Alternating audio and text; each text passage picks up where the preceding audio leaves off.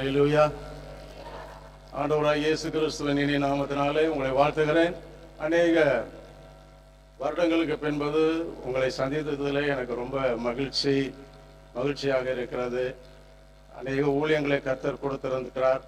ஆனாலும் உங்களை சந்திப்பதில் எனக்கு ஒரு அலாதி இன்பமாக இருக்கிறது. ஆமென் சொல்லுங்க. அல்லேலூயா. கடந்த புதன்கிழமையிலிருந்து நீங்க ரொம்ப பிஸியா இருந்தீங்க. நல்ல ஓடி ஆடி உழைச்சிங்க. நல்ல சாப்பாடு எல்லா ஆண்டவர் தந்தார், ஆசீர்வதித்தார். அல்லேலூயா. இந்த நாளிலே, இந்த ஓய்வு நாளிலே நம்ம ஆண்டவருடைய சமூகத்தில் வருவதற்கு ஆண்டவர் உதவி செய்திருக்கிறார். அல்லேலூயா சொல்லுவோம். ஆமென். Praise the lord. இந்த நல்ல வாய்ப்பை கொடுத்தவங்க குருவான ஐயாவுக்கு நான் நன்றி சொல்லுகிறேன். மற்ற அன்பு சகோதரன் ஐயாவுக்கு நன்றி சொல்லுகிறேன். ஆண்டவர் தாமே உங்களை அபரிதமாக அவர் ஆசீர்வதிப்பாராக. ஒரு பெரிய அனல் பிரசங்கத்தை நாம் கேட்டு வந்திருக்கிறீர்கள். ஆமென் சொல்லுவோம். அல்லேலூயா. ஒரு அனலான ஒரு பிரசங்கத்தை கேட்டு வந்திருக்கிறீங்க. ரொம்ப சூடா நீங்க செயல்பட போகிறீர்கள். ஆமென் சொல்லுவோம். அல்லேலூயா. பிரசங்கத்தை கேட்கறது மட்டும் இல்லை, பிரசங்கத்தை கேட்கறதோட அப்படியே நிறுத்தவே கூடாது. அதுக்கு என்ன செய்யணும்? செயல்பட வேண்டும். ஆமென் சொல்லுவோம். அல்லேலூயா. எந்த அற்புதத்தை ஆண்டவர் செய்தாலும் அதுக்கு முன்னால் ஒரு காரியம், ஒரு வார்த்தை சொல்லுவார். என்ன சொல்வார் தெரியுமா? நீ எழுந்து அப்படின்னு சொல்லுவார். ஆமென் சொல்லுவோம். நீ எழுந்தாதான் அடுத்த அற்புதம் நடக்க போகுது. எழும்பலைன்னா என்ன நடக்காது? உன் படுக்கையை எடுத்துக்கொண்டு அப்படி சொல்லுவார். ஏன் ஆண்டவர் அவராகவே ஜம்ப் பண்ண அப்படின்னு சொன்னா அவன் ஜம்ப் பண்ணிடுவான். லாசரு வெளியே ஆண்டவர் கூப்பிட்டாரு. அவன் படுக்கை எடுத்துக்கொண்டு வான்னு சொல்லல. ஆனா ஆண்டவர் லாசருவை கூப்பிடும்போது எப்படி கூப்பிட்டாருன்னா, லாசருவே வெளியே வா. அப்ப அந்த வல்லமைய எங்க பயன்படுத்தணும், எந்த இடத்துல அந்த வார்த்தையை பயன்படுத்த கூடாதுன்னு ஆண்டவருக்கு நல்லா தெரியும். அல்லேலூயா. அதனால ஆண்டவர் எப்பவுமே கரெக்டா இருப்பார். அவர் நேற்றும் என்றும் என்ன எப்படிப்பட்டவர்? மாறாத ஒரு நல்ல ஒரு தேவனாக அவர் நமக்கு இருக்கிறார். சரி, நல்லா கவனிங்க. இன்றைக்கு யோசுவாவின் புஸ்தகத்துல இருந்துதான் ஒரு சில வசனங்களை நான் உங்களோடு கூட இன்றைக்கு பேசுவதற்கு கர்த்தர் எனக்கு உதவி செய்திருக்கிறார். நீங்க ரொம்ப டயர்டா இருப்பீங்க அப்படின்னு எனக்கு நன்றாகவே தெரியும். ஆனாலும் கூட தயவு செய்து கொஞ்சம் நல்ல கவனிங்க. கர்த்தர் உங்களுக்கு நிச்சயமாக அந்த வார்த்தைக்கு உதவி செய்வார். யோசுவாவின் புஸ்தகத்தை நீங்கள் திருப்பிக் கொள்ளுங்கள். அதிலிருந்து சில வசனங்களை, இன்றைக்கு நம்ம சாப்டர் என்ன அப்படின்னா யோசுவா தான், வேற எங்கேயும் போகல. யோசுவாவின் புஸ்தகத்தை ஒரு 4-5 வசனத்தை எடுத்து சில இன்கிரீடியன்ஸ் உள்ள என்னென்ன மேட்டர் இருக்கு அப்படிங்கிறத உங்கள்கிட்ட சொல்லி உங்களை பலப்படுத்துவதற்கு நான் விரும்புகிறேன். ஆமென் சொல்லுவோம். அல்லேலூயா. உற்சாகம், அதாவது என்னைக்குமே கர்த்தருடைய வார்த்தையை கேட்கறதுக்கு நாம எப்படி இருக்கணும் அப்படின்னா ரொம்ப உற்சாகமா இருக்கணும். அல்லேலூயா. ஏன்னா தூத்துக்குடியில பாத்தீங்கன்னா 12 hours prayer, 20 hours prayer, 3 days prayer, fasting prayer, இப்படி எல்லாம் நடந்துகிட்டே இருக்கு. இப்ப சமீபத்தில் GPS ராபின்சன் வந்திருந்தார். அப்ப நானும் என் மனைவி போயிருக்கும் பொழுது morning 10 o'clock to evening 5 o'clock, morning 10 மணில இருந்து மாலை 5 மணி வரையிலும் அப்படியே மக்கள் உட்கார்ந்து இருந்தாங்க. அல்லேலூயா சொல்லுவோம். இது எப்படி கிரகிக்க முடியும்? இந்த 10 மணில இருந்து பிரசங்கத்தை சாயந்தரம் 5 மணி வரைக்கும் எப்படி கேட்க முடியும் அப்படின்னா, நமக்குள்ள ஆவியானவர் இருந்தா தான் கேட்க முடியும். ஆமென் சொல்லுவோம். நமக்குள்ள ஆவியானவர் இல்லைன்னு வச்சுக்கிட்டுங்களேன், அந்த பிரசங்கம் எல்லாம் அந்த பக்கத்துல வாங்கி இந்த பக்கம் பார்க்க என்ன செஞ்சுட்டு இருக்கோம்?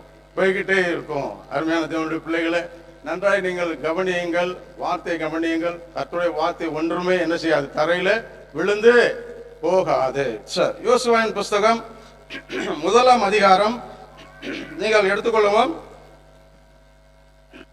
2ஆம் வசனத்தை நாம் ஒருவர் வாசிப்போம். என் தாசனாகிய மோசே மரித்து போனான். இப்பொழுது நீயும் இந்த ஜனங்கள் எல்லாரும் எழுந்து இந்த யோர்தானை கடந்து இஸ்ரவேல் புத்திரருக்கு நான் கொடுக்கும் தேசத்துக்கு போங்கள். நான் கொடுக்கும் தேசத்திற்கு நீங்க போங்க. இது என்ன நான் சொன்ன, இந்த 2ஆம் வசனத்துல இந்த யோசுவாவின் புஸ்தகத்துல வாசிக்கும் பொழுது மோசேக்கு பின்பதாக யோசுவா வருகிறார். ஆதியாகமத்திலிருந்து ஆண்டவர் அப்படியே அவருடைய பிள்ளைகளை நடத்தி கொண்டே வருகிறார்.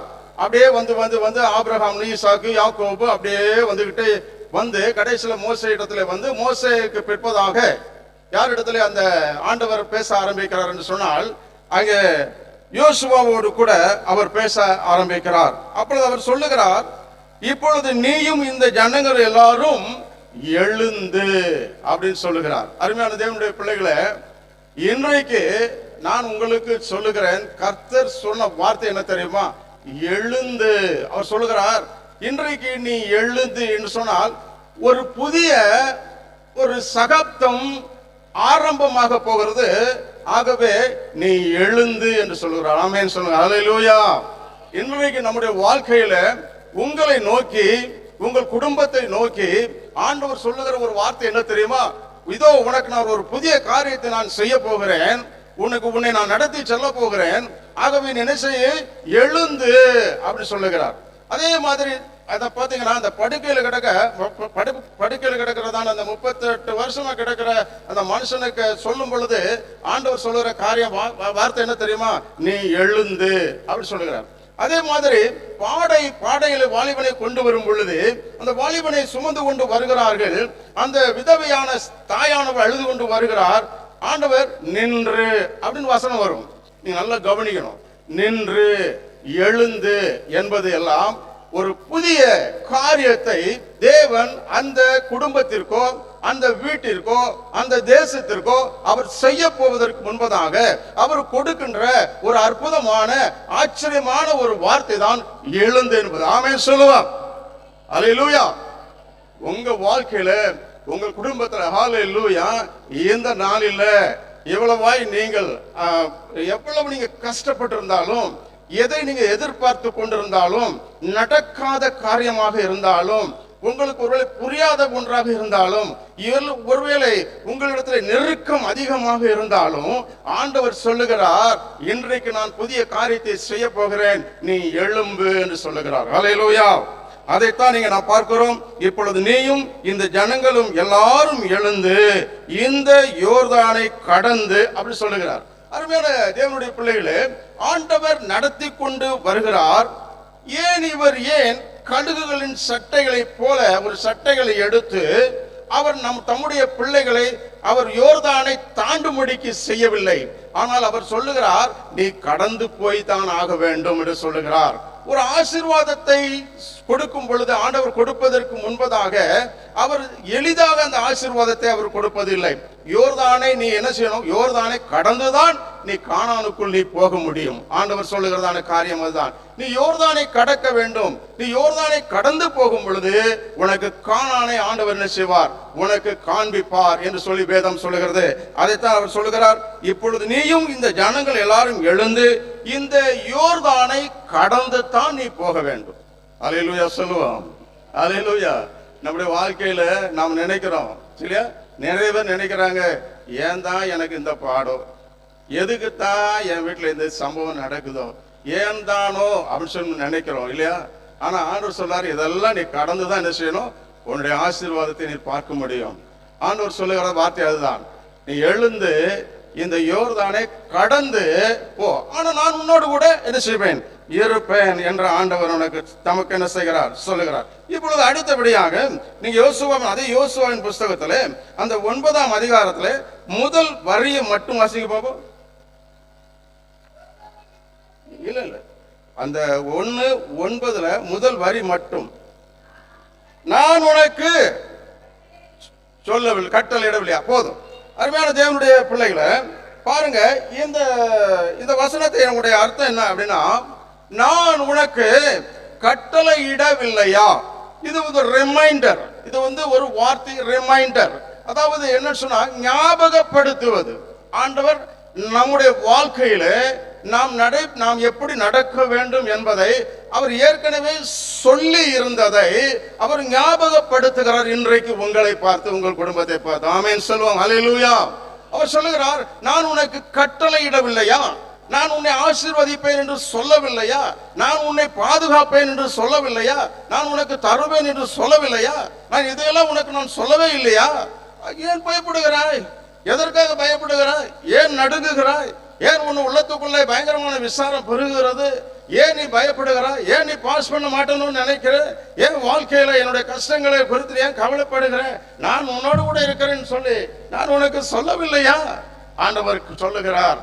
அவர் சொல்லுகிற வார்த்தை ஞாபகப்படுத்துகிறார். நான் உனக்கு கட்டளையிடவில்லையா? நான் உன்னோடு கூட இதுவரைக்கும் பேசினது இல்லையா? என் மகளே, என் மகளே, நீ ஏன் கவலையோடு இருக்கிறாய்? ஏன் கண்ணீரோடு இருக்கிறாய்? நான் உனக்கு மகா பெரிய பலனும் நான் உனக்கு மகா பெரிய கேடகமுமாயிருக்கிறேன் என்று ஆண்டவர் சொல்லுகிறதான ஒரு ரிமைண்டர், ஒரு ஞாபகப்படுத்துகின்ற ஒரு வேத வசனம் தான் இது. அருமையான தேவனுடைய பிள்ளைகளே, அவர் எப்பொழுதும் அவர் நடத்தும் பொழுது நம்மை பலப்படுத்தியே அவர் கொண்டு போகிறவராக இருக்கிறார். நாமோ பலவீனப்பட்டவர்கள் போல நாம் இருக்கிறோம். ஆனால் நமக்குள்ளே ஏற்கனவே ஒரு வசனம் வந்துவிட்டது, ஏற்கனவே ஒரு வல்லமையான ஒரு வார்த்தை நமக்குள்ளே வந்துவிட்டது. அதுதான் என்ன வார்த்தை என்று சொன்னால், நான் உனக்கு கட்டளையிடவில்லையா? இப்பொழுது வாசிங்கள் யோவான் 11ஆம் அதிகாரம் 40ஆம் வசனத்தை நாம் ஒருவர் வாசிப்போம் வேகமாக.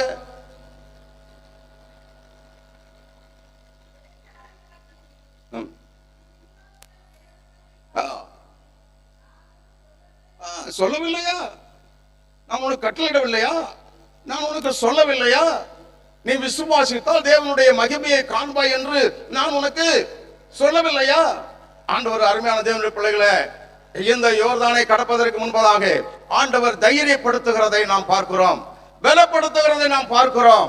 நீ என்னுடைய பிள்ளை, நீ என்னுடைய குமாரத்தி, நீ என்னுடைய நேச மகள், நேச மகன், நீ நான் உனக்கு ஏற்கனவே சொல்லி இருக்கிறேன். நம்ம பிள்ளைகளை பார்த்து நம்ம சொல்லுவோம் இல்லையா? அம்மா அப்பா எல்லாம் சொல்லுவாங்க, நான் உனக்கு ஏற்கனவே சொல்லியிருக்கேன்ல, நான் உனக்கு அப்பா வாங்கி தருவேன்னு சொல்லியிருக்கேன்ல, அப்பா உன்னை அடிப்பேன்னு சொல்லியிருக்கேன்ல.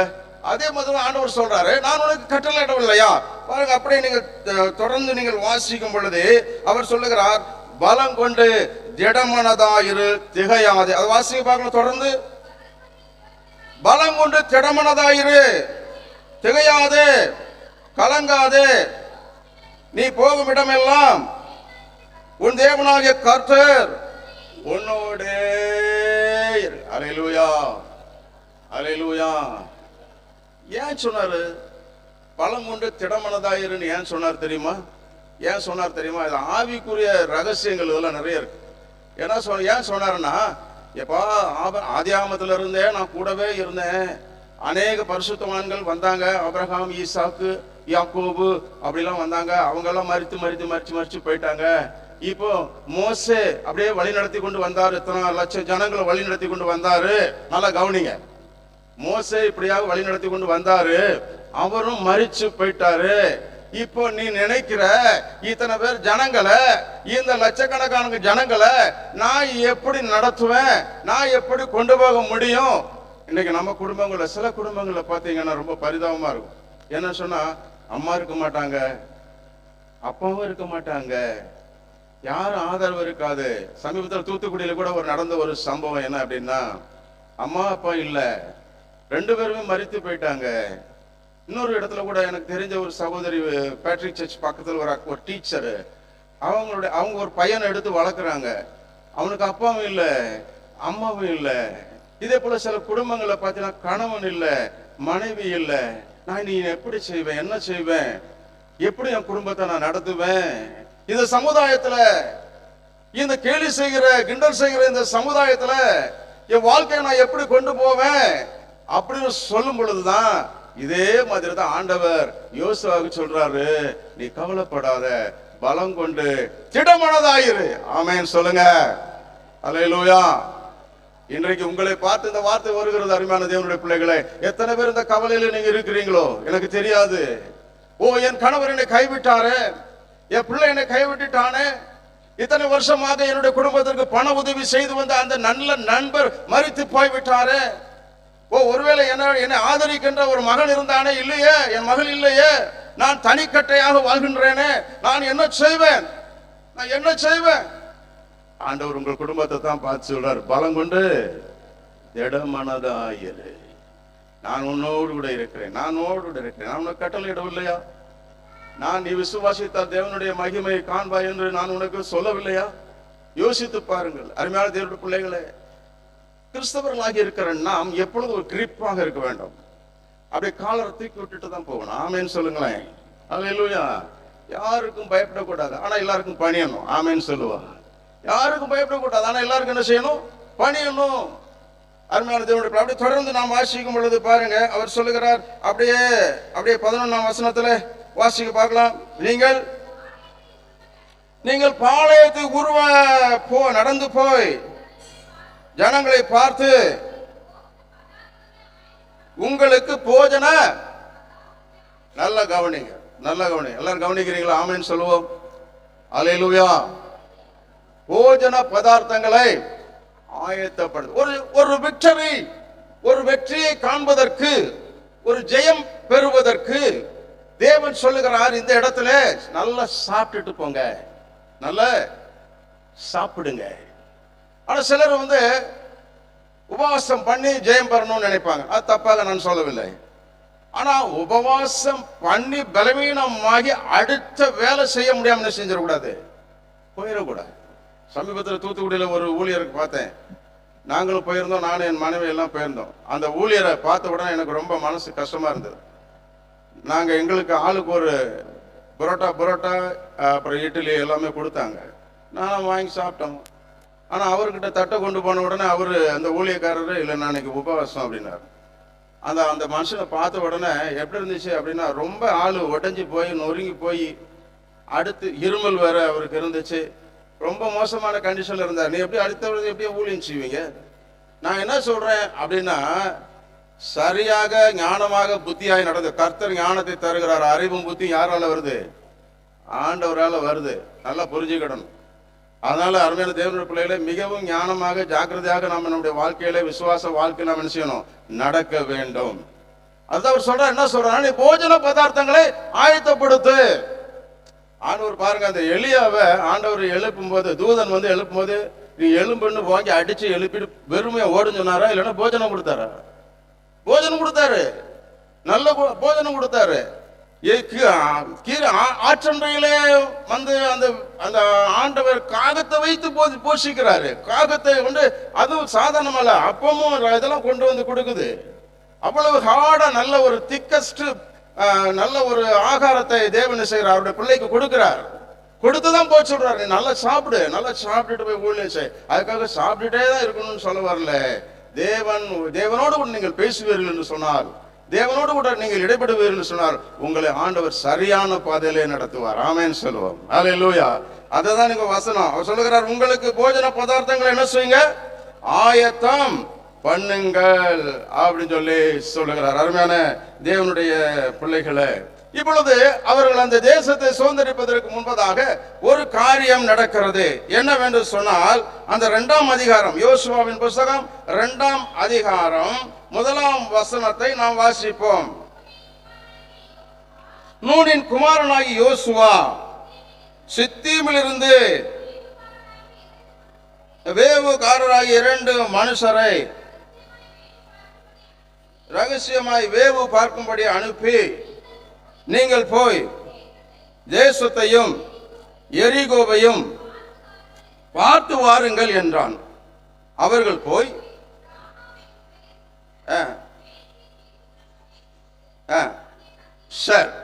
சரி, இப்ப ஆண்டவர் அனுப்புறாரு.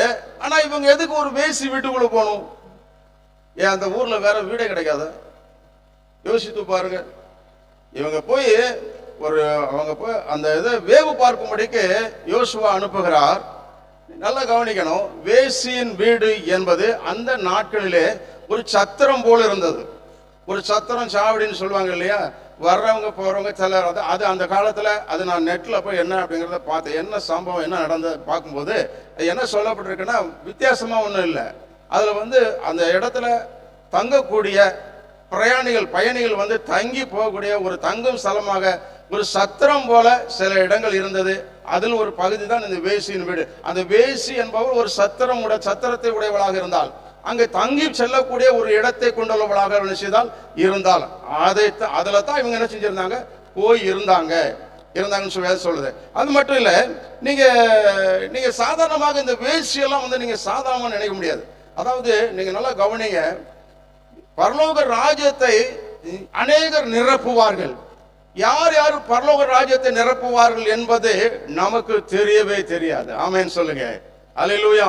நீங்க அதுல மத்தேயு சுவிசேஷத்துல 22ஆம் அதிகாரத்துல நீங்க வாசித்து பாத்தீங்கன்னா, ஆண்டவர் போய் எல்லாரையும் போய் கூட்டிட்டு வான்னு சொல்லுவாரு.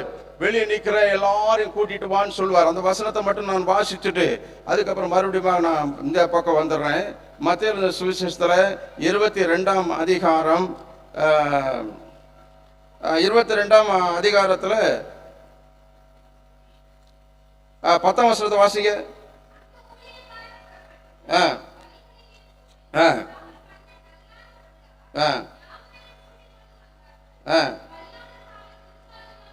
பாத்தீங்களா, ஒரு சர்ச்சில் நாம நினைக்கிறோம், இவன் எதுக்கு சர்ச்சுக்கு வந்தா, இவன் நல்லவனா, இவன் இப்படி பட்டவன் தானே, இவன் எதுக்கு சர்ச்சுக்கு வரான், இவன் எதுக்கு சர்ச்சுக்கு வரா அப்படி நினைக்க முடியாது. அந்த ஃபீல்டே வேற, அந்த அழைப்பே வேற. ஆமென், ஹல்லேலூயா. தேவத்துவம் என்பதை நன்றாக புரிந்து கொள்ள வேண்டும் அருமையான தேவனுடைய பிள்ளைகளே. தேவத்துவம் என்பது வேறு, மனிதத்துவம் என்பது வேறு. தேவத்துவம் என்பது தேவன் எல்லாரையும் நேசிப்பது. மனிதத்துவம் என்பது நீங்கள் ஒரு சிலரை மட்டும் நேசிப்பது. ஒரு சிலரை நேசிப்பதில்லை நீங்கள் அருமையான தேவனுடைய பிள்ளைகள். ஆனா ஆண்டவர் எல்லாரையும் நேசிக்கிறார்.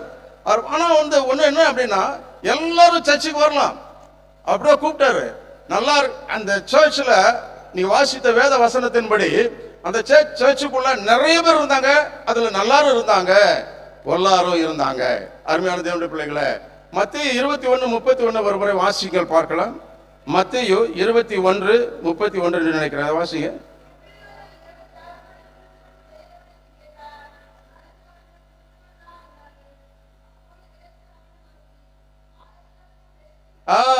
பாத்தீங்களா, இந்த வசனத்தை நீங்கள் நன்றாக கவனியுங்கள். யார் போற பரலோக ராஜ்யத்திற்கு? ஆயக்காரரும் வேசிகளும். ஆயக்காரரும் வேசிகளும் எங்க நமக்கு முன்னால எங்க போயிடுறாங்க? பரலோகத்துக்கு போயிடுவாங்கம்மா. நாம நினைச்சிட்டு இருக்கிறோம், நாம என்ன நினைக்கிறோம் அப்படின்னா, நாம எப்படி, நான் வெள்ளையும் சொல்லையுமா நான் சர்ச்சுக்கு போயிட்டு இருக்கிறேன், நான் பைபிளை வச்சு விட்டு இருக்கிறேன், எனக்கு இவ்வளவு விஷயங்கள்லாம் தெரியும், இவ்வளவுலாம் பேச தெரியும், இவ்வளவுலாம் பண்ணியிருக்கிறேன், என் சர்ச்சுக்கு நான் இவ்வளவு கொடுத்துருக்கிறேன், என் சர்ச்சுக்கு இவ்வளவு நான் நடத்தி இப்படி பண்ணியிருக்கிறேன், அப்படி பண்ணியிருக்கிறேன். அவ ஒண்ணுமே செய்யல, வேசி ஒண்ணுமே செய்யல, கிரியை நடப்பிக்கிறவள். ஆமென் சொல்லுங்க. தேவனுக்கு கீழ்ப்படிந்து கர்த்தருக்கு பயந்து கிரியை நடப்பித்தபடினாலே அவள் மத்தேயு 21:31 படி அவள் எல்லாருக்கும் முன்பதாக அவள் பரலோக ராஜ்யத்துக்கு போயிடுறா. ஆமென் சொல்லுங்க. அல்லேலூயா, அல்லேலூயா சொல்லுவோமா? Price the Lord. பாருங்க, அதான் அந்த காரியம். அடுத்தபடியாக அதே அந்த யோசுவாவின் புஸ்தகத்துல அப்படியே நாம் பார்த்து கொண்டு வரும் பொழுது அவர் சொல்லுகிறார், 2ஆம் அதிகாரம் 9ஆம் வசனத்தை நாம் ஒருவர் வாசிப்போம். கர்த்தர், நல்ல கவனிக்கணும், கரங்களை தட்டி நம்ம ஆண்டவர் அந்த இடத்துல மகிமைப்படுத்தணும். ஆமென் சொல்லுங்க. கொடுத்தார், ஆண்டவர் ஒப்பு கொடுத்தார். ஆமென் சொல்லுவான். வாசிங்கப்பா அந்த வசனத்தை.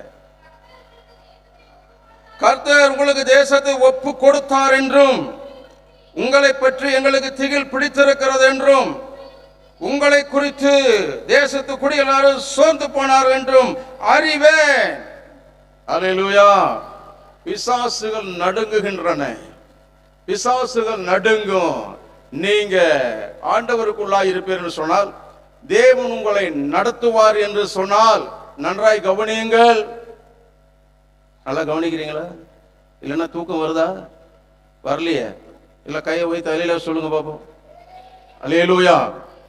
எனக்கு ரொம்ப சந்தோஷம். இன்னைக்கு கொஞ்சம் பேர் தான் கொஞ்சம் குறைஞ்சிருக்கீங்க ஆளு. அவங்களாம் ரொம்ப டயர்டா இருப்பாங்க போல, எல்லாம் வீட்டில் இருக்காங்கன்னு நினைக்கிறேன். என்ன அப்படிதானே? பரவாயில்ல. அந்த அது பாருங்க, அவர் சொல்றாரு, அந்த வசனத்தை வாசிங்க. தேசத்தை ஒப்பு கொடுத்தார் என்றும், உங்களை பற்றி எங்களுக்கு திகில் பிடித்திருக்கிறது என்றும், உங்களை குறித்து தேசத்து குடி எல்லாரும் சோர்ந்து போனார்கள் என்றும் அறிவேன். ஒரு நல்ல ஒரு நம்ம குறித்ததான சாட்சி, நம்ம குறித்ததான காரியம், நம்ம குறித்ததான சம்பவம். அதாவது தேவன் நம்மோடு கூட இருப்பார் என்று சொன்னால், நமக்கு எதிராய் நிற்பவன் யார்? ஆமென் சொல்லுங்க. ஆண்டவர் நம்மோடு கூட இருப்பார் என்று சொன்னால், நமக்கு எதிராய் ஒருவன் என்ன செய்ய முடியாது? நிற்கவே முடியாது. காரணம், ஆண்டவர் நம்மை போதித்து வருகிறார். நமக்கு போதிக்கிறவர் அவர், நம்மை நடத்துகிறவர் அவர், நம்மை ஆசீர்வதிக்கிறவர் அவர், நம்மை ஆலோசனை கொடுக்கிறவர் அவர். யோசித்து பாருங்க. நான் இன்னைக்கு ஒன்று சொல்றேன், கேட்டுக்கிடுங்க. நான் ரொம்ப வருஷத்துக்கு அப்புறம் வந்திருக்கிறேன். ஆனா ஒன்னே ஒன்று பெரும்பாலும் சபைக்கு நான் சொல்றேன், கேட்டுக்கிடுங்க. உங்க இருதயத்தை செம்மைப்படுத்துங்க, உங்களுடைய உள்ளத்தை புதிதாக்குங்க. நீங்க ஆண்டவரோடு கூட ஏசப்பான்னு சொல்லி ஒன்றிருங்க. உங்க வாழ்க்கையில தோல்வி வரவே வராது, வெற்றியும் ஆசீர்வாதம் தான் இருக்கும். ஆமேன்னு சொல்லுவோம். ஹல்லேலூயா. அவர் சொல்றாரு, நீங்க ஒரு வேத வசனம் இன்னைக்கு வாசித்தீங்க இல்லையா? நான் உனக்கு போதித்து நீ நடக்க வேண்டிய வழி உனக்கு காட்டுவேன், உண்மையில் கண்ணை வைத்து உனக்கு ஆலோசனை சொல்லுவேன். சங்கீதம் 32:8 அந்த வசனம் இருக்கு.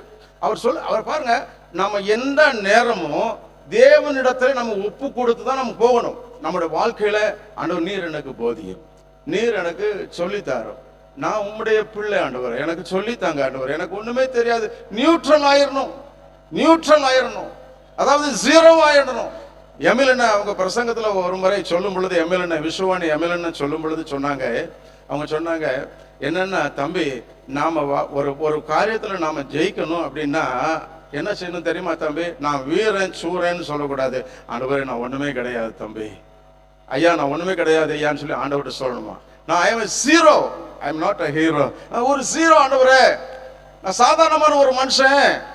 அருமையான தேவனுடைய பிள்ளைகளை, இன்றைக்கு உங்க குடும்பத்துல நான் சொல்றேன் கேளுங்க, உங்க குடும்பத்துல நீங்க அந்த கெத்தெல்லாம் விட்டுட்டு நீங்க தாழ்மை, என்னைக்கு தாழ்மைப்பட்டு தேவனிடத்துல நீங்க முழங்கால் படுறீங்களோ அன்னைக்கு ஆசீர்வாதம் வருதாலேன்னு பாருங்க. ஆமேன்னு சொல்றேன்.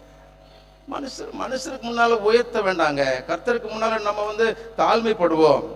ஆண்டவர் நம் தலை என்ன செய்கிறார்? அவர் உயர்த்துவார், உயர்த்துவார். அவர் உயர்த்தக்கூடிய தாழ்மைப்படுங்க, ஆண்டவர் உங்களை என்ன செய்வார்? ஆண்டவர் உயர்த்துவார். அதான் சொல்றாரு, நான் உனக்கு போதித்து. அவர் சொல்ல நான் அப்படிங்கிறத அண்டர்லைன் பண்ணணும். நம்ம அப்படியே வாசிட்டு போயிடுறோம் அந்த வசனத்தை.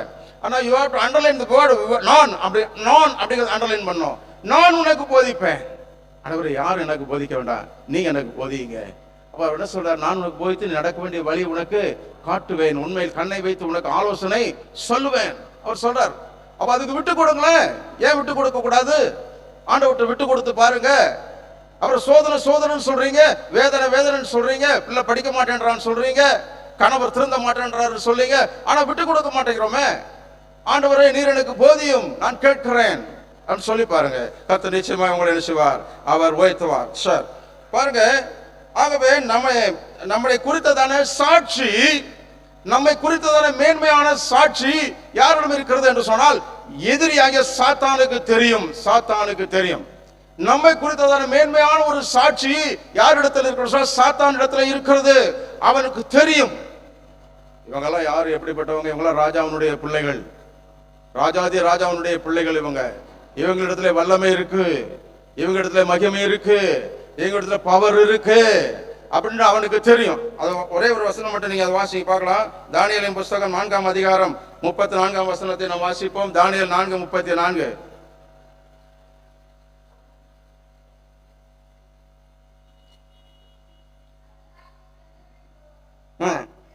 அந்த நேபுகாத்நேச்சார் பாருங்க, அவர் சொல்றார், எதுக்காக இந்த வசனத்தை எடுத்த அப்படின்னா, தேவன் வல்லமை உள்ளவர் என்பது உங்களுக்கு தெரிந்திருக்க வேண்டும் என்பதற்காக சொல்லுகிறேன்.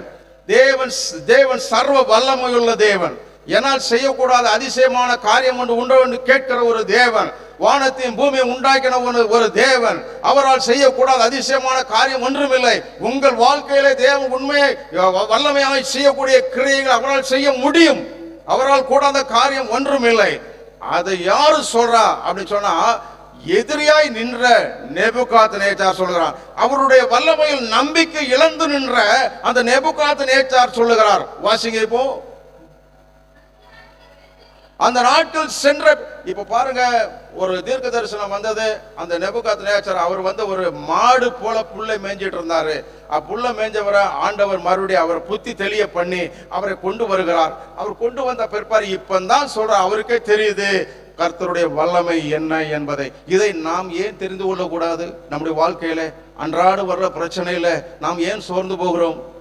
யோசித்து பாருங்கள். சோர்ந்து போகிற நேரம் எல்லாம் சூரப்பு பிசாசு என்று சொல்லுங்க. ஆமேன்னு சொல்லுவோம். சோர்ந்து போகிற நேரத்தில் எல்லாம் என்ன சொல்லுங்க? எல்லாம் ஆண்டு இயேசுவின் நாமத்தினாலே வெளியே போ பிசாசே அப்படின்னு சொல்லுங்க. அந்த சோர்ந்து போகிற நேரத்துல ஒரு வல்லமையான ஒரு தேவ கரம் உங்களை என்ன செய்யும், வந்து தொடத்தான் போகிறது. ஆமென் சொல்லுவோம். பாருங்க, அந்த வசனத்துல வாசித்து பார்க்கும் பொழுது என்ன சொல்லுகிறது? நேபுகாத்நேச்சராகிய நான், அதாவது என்ன அர்த்தம் சொன்னால், இத்தனை நாட்களாக நான் நம்பாதிருந்த ஒரு ராஜா, இத்தனை நாளாக கர்த்தர் என்றால் யார் என்று தெரியாத ஒரு ராஜா, இத்தனை நாளாக கொடூரமான ஆட்சி செய்து கொண்டிருந்த ஒரு ராஜா, நான் தான் என்னை விட்டால் வேற ஆள் இல்லை என்று சொல்லி பெருமையாய் வாழ்ந்த ஒரு ராஜா, நான் சொல்லுகிறேன், இப்பொழுது நான் சொல்லுகிறேன், வாசிக்கிறேன், என் கண்களை வானத்தை ஏறெடுக்கிறேன், என் புத்தி எனக்கு திரும்பி வந்தது. என் கண்களை வானத்துக்கு ஏறெடுத்த பிறகு தான் என் புத்தியை திரும்பி வந்துச்சு.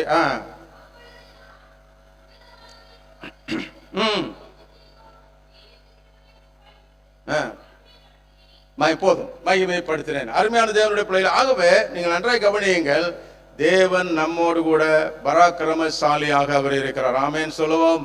அல்லேலூயா. உன்னதமானவரின் உயர் மறைவிலிருக்கிறவன் சர்வ வல்லவரின் நிழலில் தங்குவான், இது பரமசிலாக்கியமே. சர்வ வல்லவரின் நிழலில் தங்குவான், இது பரமசிலாக்கியமே. அவர் சட்டையின் கீழ் அடைக்கலம் புகவே தம் சிறகுகளால் மூடுவார். அவர் சட்டையின் கீழ் அடைக்கலம் புகவே தம் சிறகுகளால் மூடுவார். அல்லேலூயா. பாருங்கள், தொடர்ந்து ஒரு சில வசனத்தை சொல்லி நான் முடித்து விடுகிறேன். நீங்கள் வந்து ரொம்ப டயர்டா இருப்பீங்க, சீக்கிரமா உங்களை வீட்டுக்கு அனுப்பணும் அப்படின்னு சொல்லி எனக்கு ஏற்கனவே அட்வைஸ் வந்து விட்டது. ஆமென் சொல்லுவோம். அல்லேலூயா. அதனால சீக்கிரம் அனுப்பிடுவேன், கவலைப்படாதீர்கள். சரி, எல்லாம் சந்தோஷமா இருக்கீங்களா? உற்சாகமா இருக்கீங்களா? அப்படி உற்சாகமா இல்லை அப்படின்னா சங்கீதம் 51 எடுத்து வாசிங்க. உற்சாகமான ஆவி என்னை தாங்கும்படி செய்யும்னு தாவீது சொல்லுவார். அல்லேலூயா. சரி, பாருங்க, இந்த வேசி வந்து பாருங்க சாதாரணமான அவ வந்து நம்முடைய ஆண்டவர் பெரியவர் என்பதை அவள் அறிக்கை செய்கிறாள். ஆனா இன்னைக்கு நம்ம குடும்பத்துல என்ன அப்படின்னா, ஆண்டவரை பத்தி நமக்கு நம்பிக்கை வர மாட்டேங்குது. ஆண்டவர் இப்படி இருந்தா அப்படி செய்வாரா, அப்படி இருந்தா இப்படி செய்வாரா அப்படின்னு சொல்லி நம்ம என்ன செய்யறோம், குறை கூறி கொண்டு தெரிகிறோம். ஆனா இந்த வேசி ஒரு பயங்கரமான ஒரு நம்பி. அவரை வாசிங்க பார்க்கலாம். அந்த வசனத்துல அந்த 2ஆம் அதிகாரம் 11ஆம் வசனத்துல கடைசி பகுதி வாசிங்க. உங்கள் தேவனாகிய நார்மலா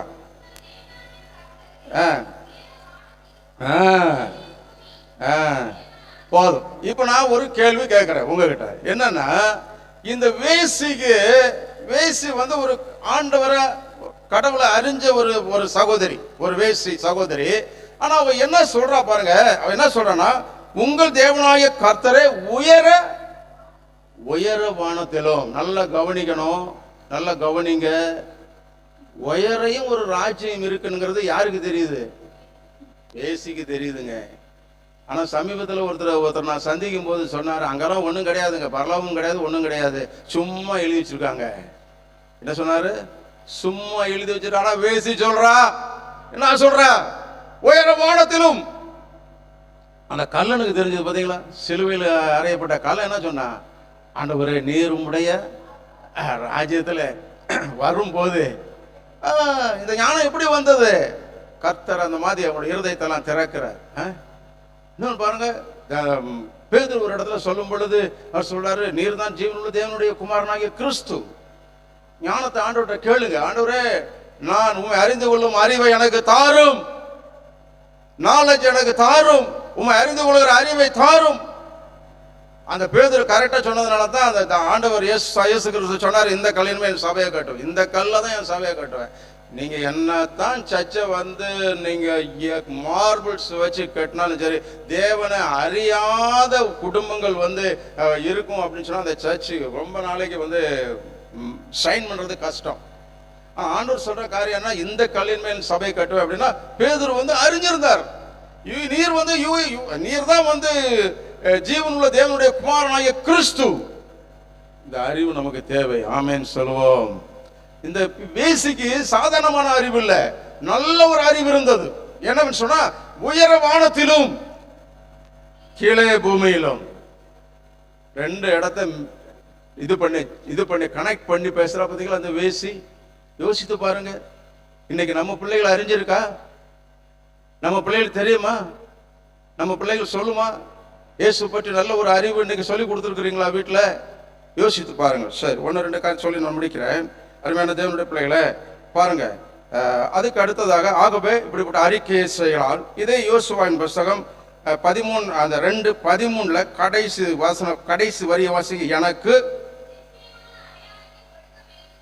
எனக்கு நிச்சயமான அடையாளத்தை கொடுக்க வேண்டும். ஆமென் சொல்லுவோமே. அல்லேலூயா, அல்லேலூயா. You give me a symbol. எனக்கு ஒரு அடையாளத்தை கொடும் ஆண்டவர். You give me a symbol. எனக்கு ஒரு அடையாளத்தை கொடும். அது என்ன அடையாளம் தெரியுமா? அந்த நேரத்தில் கொடுத்த அடையாளம் சிவப்பு கயிறு. இந்த நேரத்தில் உள்ள அடையாளம் என்ன தெரியுமா? அபிஷேகம். ஆமென் சொல்லுங்களேன். அல்லேலூயா. இந்த நேரத்தில் உள்ள அபிஷேகம், இந்த நேரத்தில் உள்ள அடையாளம் என்பது பரிசுத்த ஆவியானவர். ஐயோ, பரிசுத்த ஆவியானவர் ஒண்ணுமே செய்ய முடியாதம்மா, ஒண்ணுமே செய்ய முடியாது. அவர் சொல்றா, அந்த வேசி சொல்றா, you give me a symbol, ஒரு அடையாளம், you give me a mark, ஒரு அடையாளத்தை கொடுங்க. அப்பதான் எனக்கு சந்தோஷமா இருக்கு. இன்னைக்கு நீங்க எத்தனை பேர் கேட்டிருக்கிறீங்க? சும்மா அப்படியே சர்ச்சுக்கு வந்துட்டு எத்தனை வருஷமா நீங்க அப்படியே பிலீவரா இருக்கீங்க? என்னைக்காவது ஒரு அடையாளத்தை ஆண்டவர்கிட்ட கேட்டிருக்கீங்களா? நான் ஒரு சாதாரணமா வேலை செஞ்சவன் தானே, போக்குவரத்து கழகத்தில் வேலை செஞ்சு சாதாரணமான ஒரு வேலையில இருந்த ஒரு ரன்னிங் ஸ்டாப் தானே நானு. ஆண்டவர் தானே என்னை அடையாளப்படுத்தினாரு. அடையாளப்படுத்துறப்ப தான் வந்து நின்று பேச முடியுது. சோ நீங்களும் அடையாளப்படுத்தப்பட வேண்டும். ஆமென் சொல்லுங்க ஐயா. ஆமென். நீங்களும் அடையாளப்படுத்தப்பட வேண்டும், உயர்த்தப்பட வேண்டும். நீங்கள் அடையாளம் இல்லாம உயர்த்தப்பட முடியாது. நீங்க பாருங்க, இப்போ ஒரு ரோட்ல ஒரு பெரிய பணக்காரர் போயிட்டு இருக்காருன்னு வச்சுக்கிட்டோமே. போயிருக்காரு, ஒரு பையன் வந்து போயிட்டு இருக்கிறான். அந்த பையன் வந்து முன்னால போயிட்டு இருக்கிறான். அப்ப இந்த பையன் யாருன்னு கேட்டா, அந்த பணக்காரர் என்ன சொல்லணும் அப்படின்னா, இது ஏன் பையன் சொல்லணும். அடையாளப்படுத்தணும் இல்லையா? அந்த அடையாளப்படுத்தினா தானே அந்த பையனுக்கு ஒரு அட்ரஸ் கிடைக்குது. அத மாதிரி நம்ம ஆண்டவர்கிட்ட என்ன கேட்கணும்? ஒரு அடையாளத்தை கேட்க வேண்டும். ஆண்டவரே, எனக்கு ஒரு அடையாளத்தை என்ன செய்யும் தாரும். ஆண்டவரே, எனக்கு ஒரு அடையாளத்தை தாரும். ஆண்டவரே, என்னை அபிஷேகியும், என்னை வல்லமையால் நிரப்பும் அப்படி நம்ம கேட்கணும். ஆமேன் சொல்லுங்க. அடையாளத்தை நீங்கள் கேட்கிறீர்களா? இன்னைக்கு நீங்க கேட்க போறீங்க. ஆமேன் சொல்லுங்க. அல்லேலூயா. இன்னைக்கு ஒரு அடையாளத்தை நீங்க கேட்க போறீங்க. டுடே, இன்னைக்கு இந்த நாளிலே நீங்க ஒரு அடையாளத்தை நீங்க கேட்டு ஜெபம் பண்ண போறீங்க. ஆண்டவரே, எனக்கு ஒரு அடையாளத்தை என்ன செய்யும் தாரும். இந்த வேசி கேட்டார் இந்த அடையாளம். ஆண்டவரே, எனக்கு இப்பொழுது அபிஷேகத்தினால் என்னை நிரப்பும், அந்நிய பாஷையுடைய வரங்களை எனக்கு என்ன செய்யும் தாரும், ரட்சிப்பை எனக்கு தாரும். நான் முந்தி இப்படி இருந்தேன், பிந்தி என்னை மாற்றும், என்னை அடையாளப்படுத்தி என்னை என்ன செய்யும் மாற்றும். நான் முந்தி கோபக்காரியாக இருந்தேன், இனி என்னை குணசாலியான ஸ்திரீயாக என்னை மாற்றும். முந்தி நான் என் மனைவியை அடித்தேன், இனி நான் அடிக்காத ஒரு கணவனாக அடையாளப்படுத்தி என்னை மாற்றும். முந்தி நான் வேதம் வாசிக்காதவனாக இருந்தேன், இப்பொழுது நான் வேதத்தை வாசிக்கின்ற ஒரு அடையாளப்படுத்தி என்னை மாற்றும். முந்தி நான் கோபப்படுகிறவனாக இருந்தேன், இப்பொழுது என்னை கோபமில்லாமல் சாந்தமுள்ள புருஷனாக என்னை மாற்றும். ஆமென் சொல்லுங்க. அல்லேலூயா. அடையாளத்தை கேட்டார் வேசியான ஒரு ஸ்திரீ. சரி, எனக்கு கொடுத்த டைம் கிட்டத்தட்ட முடிய போகிறது. அது பிறகு இன்னொரு ரகசியத்தை நான் சொல்லுகிறேன். இந்த அதே யோசுவாவின் புஸ்தகத்துல 2ஆம் அதிகாரம், ஆண்டவர் என்னோட பேசுற காரியத்தை நான் உங்கள்கிட்ட சொல்லிட்டு இருக்கிறேன். நான் உங்களோட பிரசங்கம் பண்ண ஒரு பிரசங்கியாக வர விரும்பவில்லை.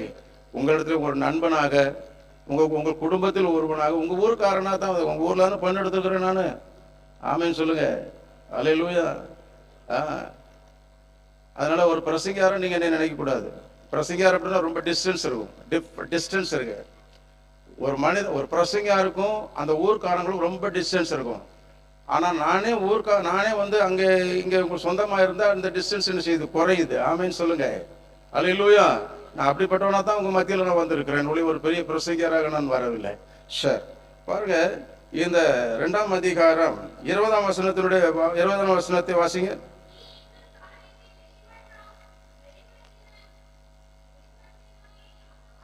போதும் போதும் போதும். நல்லா கவனிங்கம்மா. இந்த வசனத்துல என்ன ஒரு அர்த்தம் இருக்குது? நான் சில ரகசிய ஆழமான கருத்துக்களை சொல்லிக் கொண்டிருக்கிறேன். இந்த கருத்துக்களை நீங்கள் நன்றாக ஞாபகம் வைத்துக் கொள்ள வேண்டும். இது ரொம்ப ரொம்ப முக்கியம். நீ எங்கள் காரியத்தை வெளிப்படுத்தினேயானால் அப்படின்னு என்ன அர்த்தம் அப்படின்னா, இந்த அதாவது இந்த வேவு பார்க்க சென்றவர்கள் அந்த வேசி இடத்திலே சொன்னார்கள். என்ன சொன்னார்கள்னா, நமக்குள்ள நிறைய ஒப்பந்தம் இருக்குது. நான் உன்னை பாதுகாப்பேன், நான் உன்னை ஜாக்கிரதையாக பாதுகாப்பேன். வெள்ளம் வரும் பொழுது அல்லது நாங்கள் இந்த தேசத்தை அழிக்கும் பொழுது நீ காப்பாற்றப்படும்படிக்கு அப்படின்னு சொல்லி நிறைய காரியங்களை சொன்னார்கள். இப்ப சொல்றாங்க, நீ வெளிப்படுத்தினே ஆனால் அப்படின்னா என்ன அர்த்தம்னா, நீ இந்த வார்த்தையை நீ பலவீனப்படுத்தினாய் என்று சொன்னால் இன்றைக்கு, அதாவது இது என்ன அர்த்தம் நல்லா கவனிங்கம்மா. யாரு நல்லா கவனிங்க உங்களுக்கு சொல்றேன். வெளிப்படுத்தினாயானால் அப்படின்னு என்ன அர்த்தம்னா, தேவனுடைய வல்லமையான வார்த்தையை நீ விசுவாசியாமல் போனாயானால். ஆமேன்னு சொல்லுவோம். அதான் அதனுடைய அர்த்தம். தேவனுடைய வல்லமையான வார்த்தையை நீ விசுவாசியாமல் போனாயானால் உனக்கும் எனக்கும் இருக்கிறதான இந்த ஒப்பந்தத்தை நான் மீறி விடுவேன். அப்ப நீ அழிந்து போவாய் அப்படிங்கிற அர்த்தம். எதான் அங்க இன்டைரக்டா இந்த வசனத்துல அந்த வசனம் ஆவியானது எனக்கு சொன்னதுனால சொல்றேன். நீ இந்த காரியத்தை வெளிப்படுத்தினாயானால் என்பது என்ன அப்படின்னு சொன்னா, அது பலவீனப்படுத்தினாயானால். தேவனுடைய வார்த்தை உங்களுக்குள்ள இருக்கிற தேவனுடைய வார்த்தையை நீங்கள் பலவீனப்படுத்தக்கூடாது. தேவனுடைய பிள்ளைகளை, உங்கள் குடும்பத்தை தேவன் ஆசீர்வதிக்கிறார். உங்கள் குடும்பத்தை, உங்கள் பிள்ளைகளை படிக்க வைத்திருக்கிறார். உங்கள் குடும்பத்தை ஆண்டவர் உயர்த்தி கொண்டிருக்கிறார், ஆசீர்வதித்துக் கொண்டிருக்கிறார். என்னையா கடவுள் எனக்கு செய்தார் அப்படின்னு சொல்றதுதான் வெளிப்படுத்துவது என்பது. ஆமென், அல்லேலூயா. இன்னும் ஒரு நாள் அப்படி செய்யக்கூடாது. நீங்க ஆமென் சொல்லுங்கம்மா. இந்த மாதிரி வீக்கான வார்த்தையை வெளிப்படுத்தக்கூடாது. என்னத்தை செஞ்சாரு எனக்கு ஆண்டவர், என்னத்தை செஞ்சார் அவர், என்னதை செய்தார் எனக்கு, இதான் என்னுடைய இதான் அந்த வசனம். நீ இந்த வார்த்தையை வெளிப்படுத்தினால் நீ எங்கள் கையில் வாங்கின ஆணைக்கு நீங்களா இருப்போ. பிசாசு உள்ளே வந்து விடுவான், வேலிகள் தகர்க்கப்பட்டு விடும், வேலிகள் பிடுங்கப்பட்டு விடும், உள்ளே நாய்களும் பேய்களும் வரும். நீ எங்களுடைய வல்லமையான வார்த்தையை, கர்த்தருடைய வார்த்தையை வெளிப்படுத்தினாயானால், பலவீனமாக நீ சொல்லுவாயானால் ஆம் என்றே சொல்ல வேண்டும். ஆம் என்றும் அல்ல என்று சொல்லக்கூடாது. கொரிந்தியர் புத்தகத்துல வேதத்துல நீங்க வாசிக்கும் பொழுது பாருங்க, அங்க சொல்றாரு ஆம் என்றே இருக்கிறது. ஆமேன்னு சொல்லுங்க. அதனால தான் நான் ஆம் ஆமேன் ஆமேன்னு உங்களை சொல்லிட்டு இருக்கிறேன். இல்லைன்னா அல்லேலூயா நிறைய சொல்லலாம். அல்லேலூயா என்பது தேவனை மகிழ்ப்படுத்துகின்றதான ஒரு வார்த்தை. அது நான் ஒன்றும் குறை சொல்லவில்லை. ஆனால் ஆமேன் என்பது என் வாழ்க்கையில் அப்படி நடக்கட்டும் என்பதான வார்த்தை. இதுல ரெண்டை நீங்கள் எதை விரும்புவீர்கள் யோசித்து பாருங்கள். அதனால சொன்னேன் ஆமேன் சொல்லுங்க, ஆமேன் சொல்லுங்கன்னு சொல்லிக்கொண்டே இருந்தேன். பாருங்க, ஆகவே அருமையான தேவனுடைய பிள்ளைகளை, நாம் இந்த காரியத்தை வெளிப்படுத்தவே என்ன செய்யக்கூடாது. தேவனுடைய வல்லமையை நாம் லேசாக என்ன செய்யக்கூடாது, நினைக்க கூடாது. கடைசியாக ஒரு 2 வசனத்தை சொல்லி முடிக்கிறேன். முக்கியமான வசனம் வாசிங்க. 3ஆம் அதிகாரம் 11ஆம் வசனத்தை நாம் வாசிப்போம். ஜனங்கள் யோர்தானை கடந்து போக, இல்ல 11, இதோ சர்வ பூமிக்கும் ஆண்டவராய் இருக்கிறவருடைய உடன்படிக்கை பெட்டி உங்களுக்கு முன்னே யோர்தானிலே. அப்போ ஒண்ணு ஜெயிக்கிறதுக்கு முன்னால் என்ன போகணும், உடன்படிக்கை பெட்டி போகணும். உடன்படிக்கை பெட்டி போய் இருக்கா? அது எங்கேயோ இருக்கு, அதெல்லாம் எப்பவுமோ போச்சு. உடன்படிக்கை பெட்டி நீ சொல்லாதிருங்கள், கில்காலுக்கு போகாதிருங்கள், அப்படிலாம் வசனமே ஏற்கனவே வந்துருச்சு. அதனால உடன்படிக்கை பெட்டியை வச்சு இப்போ ஒரு பிரயோஜனம் இல்லை. உடன்படிக்கை பெட்டி என்பது என்ன என்கிறது ஒரு அர்த்தம் இருக்குது. என்ன அப்படின்னா, உடன்படிக்கை என்பது தேவன் இருக்கிறவராகவே இருக்கிறார், அவர் சர்வ வல்லமையுள்ள தேவன் என்பதை உணர்த்துவதற்காக அந்த நாட்களில் ஆரோனுடைய தொழிற்துவ கோள்கள் எல்லாம் அதுல இருந்துச்சு, அதுல உள்ள இருந்துச்சு. அப்போ ஒரு விசுவாசத்திற்கு அடையாளமாக தான் அந்த உடன்படிக்கை பெட்டி இருந்தது. ஆகவே இந்த யோர்தானை நீங்கள் கடக்க வேண்டும் என்று சொன்னால், உடன்படிக்கை பெட்டி என்று சொல்லுகின்றதான அந்த விசுவாசம் உங்களுக்குள்ள என்ன செய்ய வேண்டும், வர வேண்டும். ஆமேன்னு சொல்லுவோம். விசுவாசம் என்ன செய்யணும், வரணும். அருமையான தேவனுடைய பிள்ளைகள், விசுவாசம் இல்லாமல் உலகத்தை ஜெயிக்க முடியாது. எந்த ஒரு காரியத்தை ஜெயிப்பதற்கு முதலாவது என்ன செய்யணும், விசுவாசம் வேண்டும். நீ விசுவாசித்தால் தேவனுடைய மகிமை என்ன செய்ய முடியும், காண முடியும். விசுவாசியாவிட்டால் தேவனுடைய மகிமை செய்ய முடியாது, காண முடியாது. உடன்படிக்கை பெட்டி முன்னாலே போகணும். இந்த நாள்கள்ல இப்போ நீங்க இத்தனை நாள் நல்ல ஊழியங்கள் நல்லா நானும் ஆண்டோடைய கிருபையினால இந்த 3 நாள் இந்த கூட்டத்தில் கலந்து கொள்வதற்கு ஆண்டவர் எனக்கும் உதவி செய்தார். இப்ப நம்ம என்ன அப்படின்னா நமக்குள்ள ஒரு விசுவாசம் உடன்படிக்கை பெட்டி உள்ளால போயிட்டே இருக்கணும். உடன்படிக்கை பெட்டி என்ன செய்யணும்? முன்னால போகணும். நாம் விசுவாசிக்கிறதான அந்த விசுவாசம் நமக்கு முன்னாலே போகணும். அவர் முன்னாலே போகிறார், அவர் முன்னாலே போகிறார், முன்னே போகிறார், பிறகு நம்மை காக்கிறவராய் இருக்கிறார் என்ற வேத வாக்கியத்தின்படி அந்த விசுவாசம் நமக்கு முன்னாலே போகணும். அவர் போனால்தான் நம்ம என்ன செய்ய முடியும்? எல்லா காரியத்திலும் ஜெயிக்க முடியும். ஜெயிக்க வேண்டும் என்று சொன்னால் உடன்படிக்கை பெட்டி முன்னாலே போகணும். ஆமென் சொல்லுவார். அல்லேலூயா. இத மாதிரி எவ்வளவு பிரசங்கம் நாங்க கேட்டிருக்கோம் ஐயா, அப்படி சொல்றீங்களோ? அல்லேலூயா சொல்லுவார். ஒவ்வொரு நேரமும் தேவன் பேசுற வார்த்தைலாம் புது புது வார்த்தை தான். ஆமேன்னு சொல்லுங்க. எல்லாம் புது வார்த்தையில் ஆண்டவர் பேசிக்கொண்டே இருப்பார். அதனாலதான் வேதாகமம் இன்னைக்கு வரைக்கும் இன்னும் சேல்ஸ் ஆகிட்டே இருக்கு. இன்னும் அச்சடிச்சு முடியல. லட்சம் இன்னும் அச்சடிச்சுட்டே இருக்கிறாங்க. காரணம் தேவனுடைய வார்த்தை வல்லமை உள்ளது, ஜீவன் உள்ளது. அது ஒரு நாள் அது பழசா போகவே போகாது.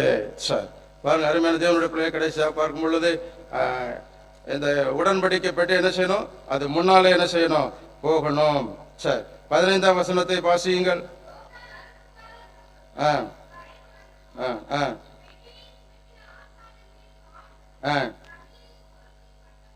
தண்ணீர் ஓரத்தில் பட்ட உடனே நல்ல கவனிங்க.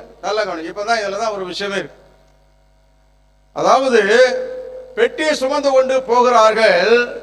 அந்த பெட்டியினுடைய வல்லமை அந்த பிரதான ஆச்சாரியர்களுக்குள்ளே வருகிறது. அந்த பிரதான ஆசாரியர்கள் கால் பட்ட மாத்திரத்திலே அந்த யோர்தான் என்ன செய்கிறது? பிரிந்து போய்விடுகிறது. யாருடைய கால் பட்ட உடனே? பிரதான ஆசாருடைய கால் பட்ட உடனே. நான் இவ்வளவு பிரசங்கம் பண்றேன், அத மாதிரி நிறைய பிரசங்கம் பண்ற பெரிய பெரிய பிரசங்கமாரெல்லாம் இருக்காங்க. ஆனா உண்மையிலே இந்த வசனத்தின்படி என்ன நடக்கணும் தெரியுமா?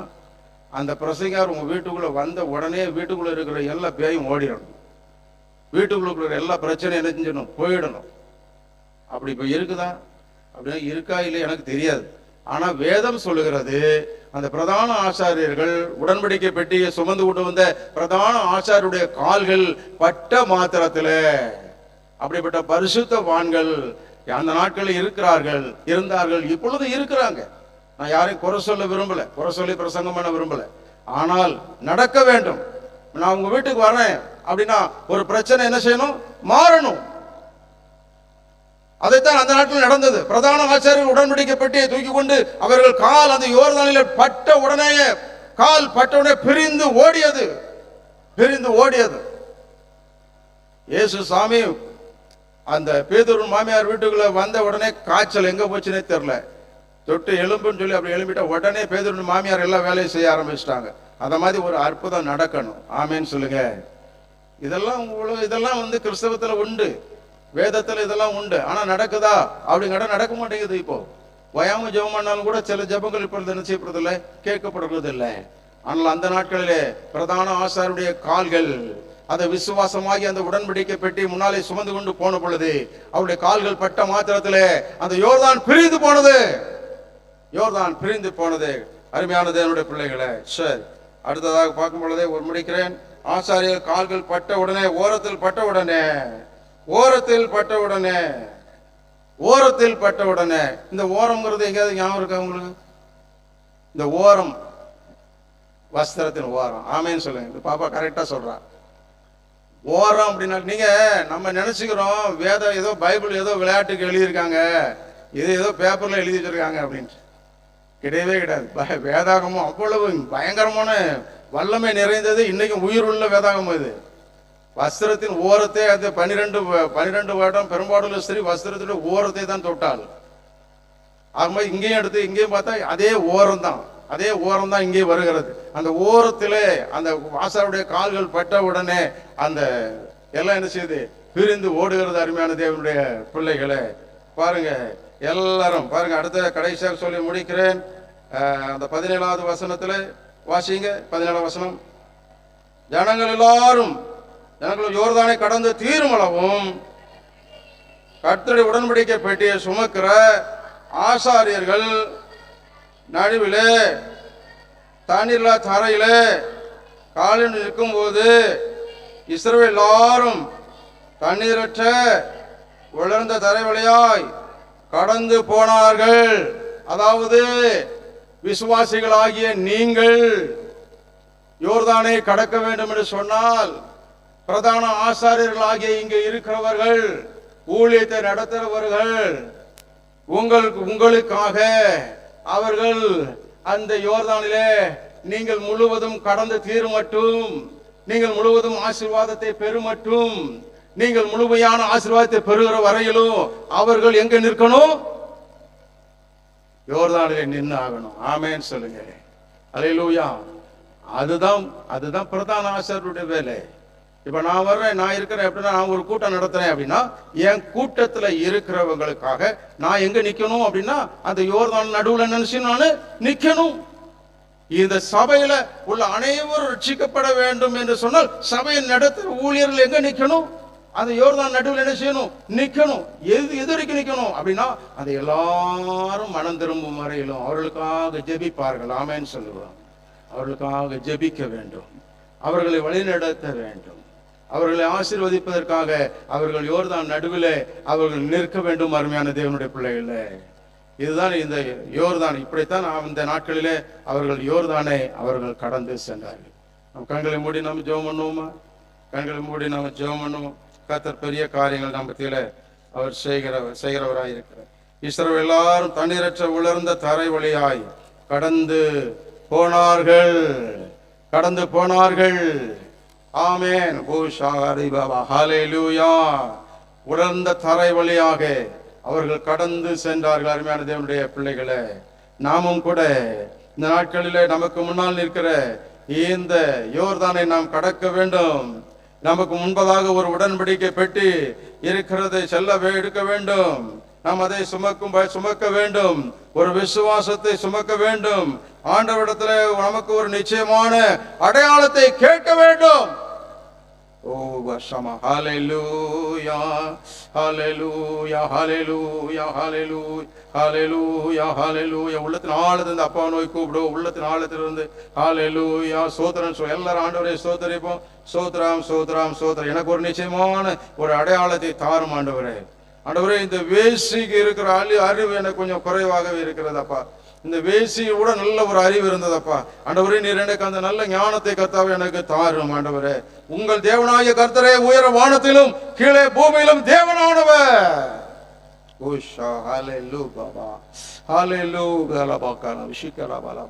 ஆண்டவரே, ஆனால் நான் இதுவரை சொல்லவே இல்லையே ஆண்டவரே. நான் இதுவரைக்கும் என் வாயினாலே அறிக்கை செய்யலையே. நான் குறை சொல்லிக் கொண்டே இருந்தேனே. என் குடும்பத்தில் காணப்படுகின்ற பிரச்சனையை பார்த்த பொழுது நான் குறை சொல்லிக் கொண்டே இருந்தேனே. உயர வானத்திலும் கீழே பூமியிலும் நீர் ஒருவரே கர்த்தர், நீர் ஒருவரே கர்த்தர். இனி நான் சொல்வேன் அப்பா, இனி நான் சொல்வேன் ஆண்டவரே. ஹல்லேலூயா.